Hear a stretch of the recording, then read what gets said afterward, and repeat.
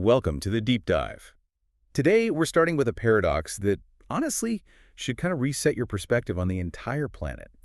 Humanity has committed these incredible resources, we're talking trillions of dollars, decades of research, the most brilliant minds, to exploring the infinite blackness of space. We're out there mapping distant galaxies, sending probes to the edge of our solar system. And yet, in doing all of that, we often forget that the greatest unknown, maybe the most fundamental mystery, might be right under our feet. It's strange to think, but we know more about the chemical composition of Mars than we do about the deep crust of our own planet. And that's our mission today. We have a really compelling stack of sources. It's a wild mix of legitimate scientific discovery, high-level military intrigue, ancient religious folklore, and some pretty wild conspiracy theories. But they all center on this one radical idea: a habitable, hidden, hollow Earth, accessible primarily through the polar regions. Okay, so to even begin to tackle that, we have to start with some concrete science. Right. We have to ground this. The legitimate pursuit of the Earth's interior is,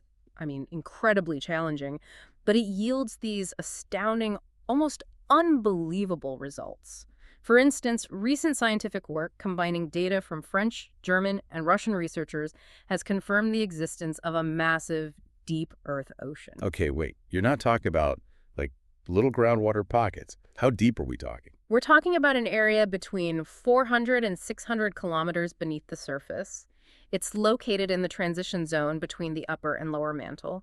And the incredible finding is that the water is chemically bound inside the crystal structure of the rock, a mineral called ringwoodite. So it's not liquid water like an underground sea, but water that's actually part of the planet's structure. Exactly. But the estimated volume is just staggering. Scientists believe this subterranean reservoir holds 3 times the volume of all the water on the surface of the Earth, combined. 3 entire oceans. 3 entire oceans hidden away. So if the planet's mantle can hide that much water, it completely reorients the conversation about what else could be down there, what kind of environments might exist that challenge, our conventional geology. Precisely. The finding doesn't prove a hollow Earth, of course, but it proves the Earth has this extreme capacity to conceal vast, world-altering components from us. Okay, let's unpack this, starting with the man who essentially launched the modern obsession with this hidden world. That would be John Cleves Symmes Jr., born in 1780.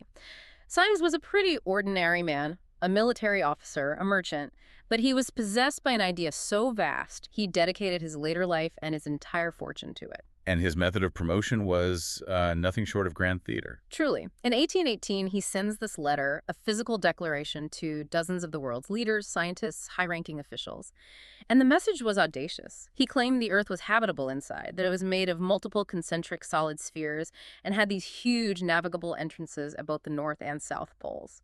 And this wasn't just some theory he wrote down. He vowed to personally lead an expedition to prove it, if he could just get the support. He was completely committed. He tried to get public and even congressional support for this venture. But, this was right after the Napoleonic Wars, a period of global turmoil. Predictably, he was largely ignored by the scientific establishment, and, he passed away about 20 years later without seeing his dream realized. It seems like it was just destined to become a quirky footnote in history. But his legacy is still there, and it's so potent visually. It really is.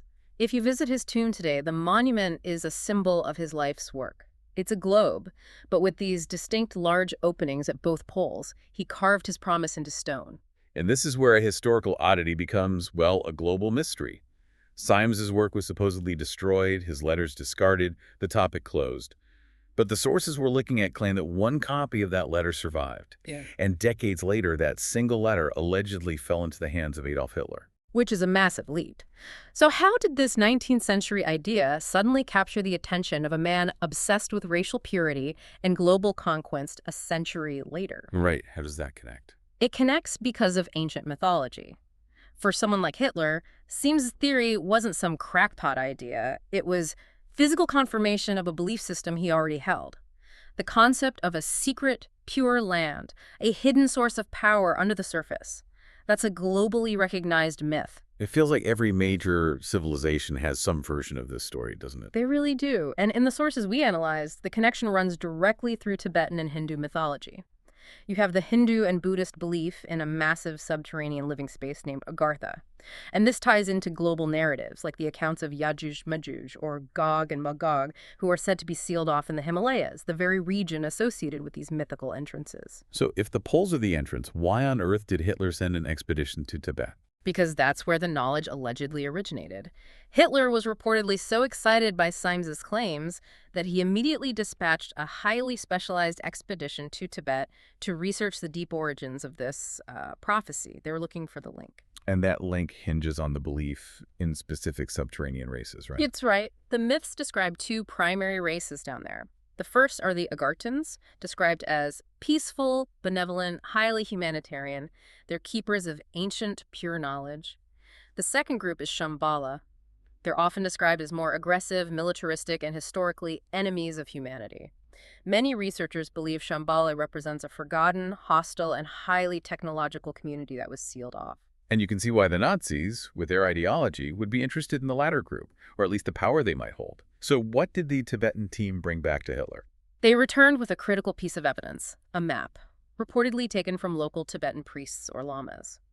This map was precise. It didn't just confirm the idea of a polar opening, it identified the exact location of one of the Earth's key entrance points. And this wasn't just filed away. Yeah. This information led to immediate, massive geopolitical action right before the war broke out. Absolutely. Armed with this map, Hitler launched a major task force in 1939. This wasn't a small team. It was 3 sophisticated U-boats and 5 surface ships, all sent to the Antarctic. They created a detailed map of the area, and, according to these sources, they successfully located the precise entrance point from the Tibetan map. Which leads to the most secretive Nazi construction project outside of their core war machine. Yes. By 1940, Hitler signed the order to build a highly classified permanent deep bunker base named Gulf Rose, using materials transported by that fleet. The true scope of that base is still shrouded in secrecy. And here is where the historical narrative just warps into this high-stakes military mystery. We all know the official story of Hitler's death in 1945, but the rumors started immediately. Things like the body found being 10 centimeters taller than Hitler, the belief that he escaped, either to South America or, critically, to this Arctic base, it persisted. And that suspicion was real enough that 2 years later, in 1947, the newly formed CIA took it extremely seriously.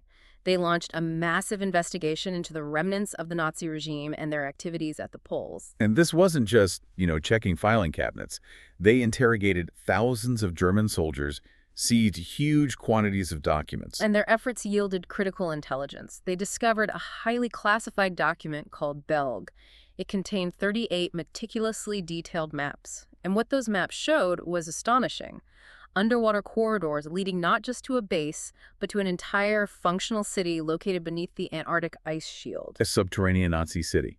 That information, if true, demanded an immediate, overwhelming response. And that's exactly what President Truman ordered. This led directly to Operation High Jump, launched on August 26, 1946.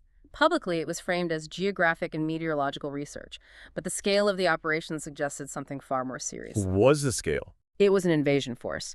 13 ships, 33 aircraft, and 4,700 personnel. Veterans involved later described it pretty bluntly. It felt like going to war. They were equipped for a fight, not for mapping. That is an incredible amount of force to send to the most remote place on Earth for research. The fleet reached Whale Bay, right near the supposed entrance. So what happened? Well, the official story released to the public was that the fleet suffered losses because of a sudden, severe avalanche, a natural disaster. But the known casualties were significant. 3 ships lost and 8 planes destroyed. An avalanche taking out 3 ships is hard to swallow. But the soldier testimonies tell a very, very different story. They absolutely do. Testimonies that surface years later from veterans of high jump claim they were attacked by unknown, highly advanced craft. They described them as ice-shaped flying vehicles that emerged directly from the water or the ice and were capable of extreme speed. The casualties were allegedly the direct result of a battle. So this connects the dots between the hidden base, the mythical city, and the enduring question of UFOs.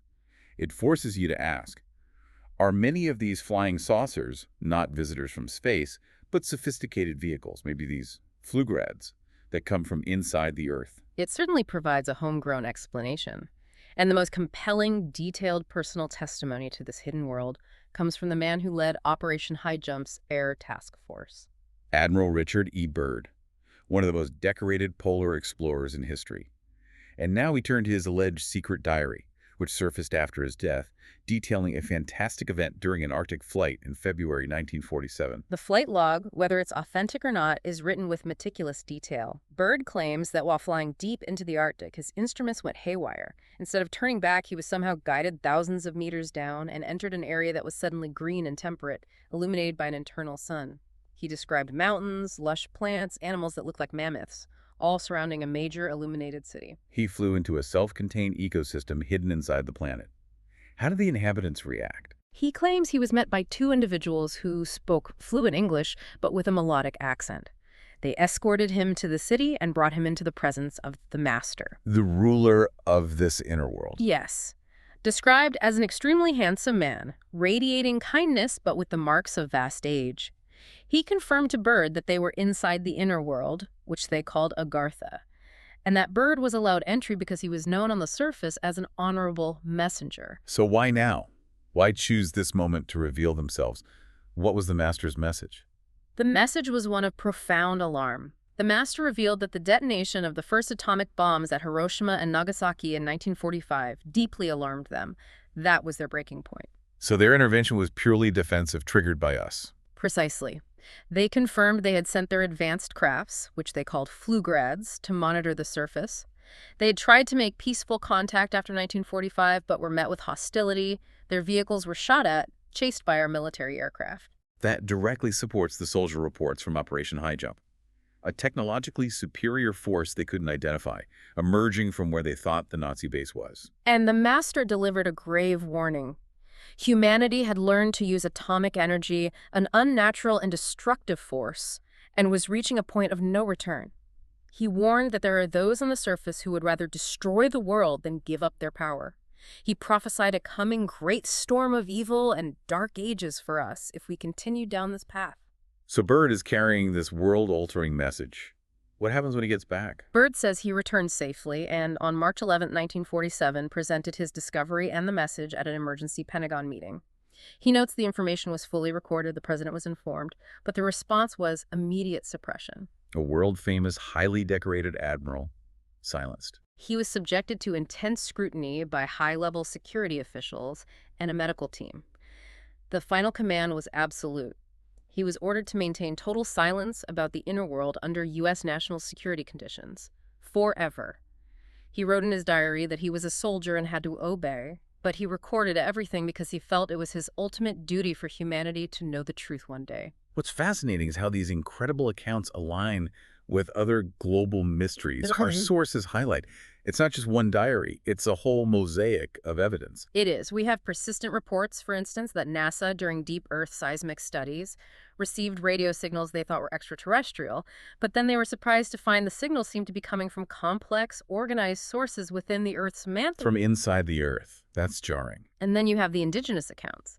The Maxicali Indians of Brazil, known as protectors of the inner world, spoke of multi-week journeys into deep caves where they encountered creatures of unseen size. And we even have real-world places, like the Derinkuyu underground city in Turkey, this massive ancient city that local legends hold was a gateway to the inner world during times of crisis. Or the stunning reality of Sun Dun Cave in Vietnam, a cave so immense it has its own self-regulating ecosystem, its own clouds, its own rainforest. The Earth's capacity for interior complexity is proven, even if the inhabitants are not. So our deep dive started with a concrete scientific finding, a subterranean ocean, and spiraled into a narrative connecting a 19th century theorist, a Nazi base, a massive U.S. military operation, and the silencing of a world-famous admiral. It really raises an important question for you, the listener. If political leaders and military forces, from Hitler to Truman, repeatedly committed vast resources, ships, planes, submarines, thousands of people, to exploring these remote polar areas based on ancient folklore and personal diaries, what does that suggest? What does that tell you about the power of belief versus the boundaries of what we consider known geography? What might still be hidden beneath the permanent ice and deep rock that we, the surface world, cannot yet fathom? We encourage you to research the sources we've mentioned. Sam's maps, the details of Operation High Jump, the diary of Admiral Byrd, and draw your own conclusions about the secrets our Earth continues to hold.